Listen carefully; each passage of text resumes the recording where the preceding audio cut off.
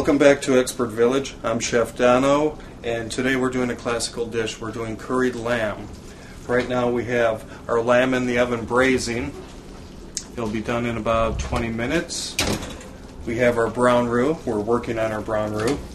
This is flour and butter. We're cooking this until it's a dark brown peanut butter consistency. Hard-boiled eggs for the garnish. And that's where we're at with this. So we're going to cook the roux. It'll take about 10 more minutes. It'll be a dark brown. While that's cooking, I'm going to cook off the bacon. That's for the garnish as well. I'm going to cool the hard-boiled eggs, so we can chop those up for the garnish as well.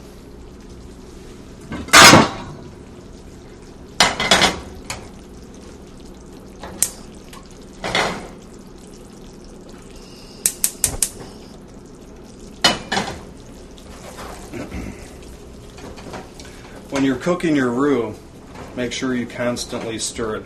Otherwise you'll scorch the bottom, and you really can't use it at that point. Once it's scorched, it will take on a bitter flavor, and it won't help your dish at all. So if you do scorch your roux, instead of trying to use it anyhow, just start over. The roux, again, is 50% butter, 50% flour. So we'll let this roll. I'm going to drain my eggs, and we will cool those down with a little bit of ice and cold water. You can see the roux is taking on a darker color now. It's almost there. We still want to get it a little darker, just like peanut butter. We have our hot pan for our bacon. I'm going to add a little bit of oil.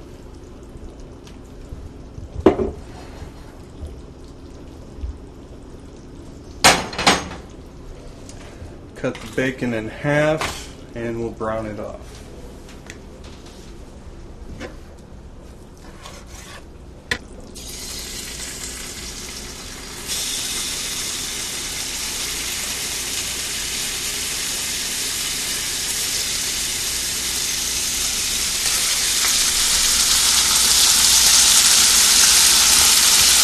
Okay, let's take a look at the lamb. Coming around quite nicely. Notice the golden color. Looks very nice. The onions are starting to cook. I can tell just by touching the meat against the side of the pan, it's still a little tough. So we have a little ways to go, but it's coming along nicely. About 15 more minutes, this should be ready. Okay, our roux is just about done. You don't want to get it too dark. Once you turn the roux off, it will carry over cook. So even though the fire is off right now, it will continue to cook. So we're going to stop at this point. It has a peanut butter color. It's nice and smooth. If your roux is a little too thick, add more butter. If it's too thin, add a little more flour to it. But this is the perfect consistency, just like this. And this we will be using to thicken our lamb, the sauce for the lamb.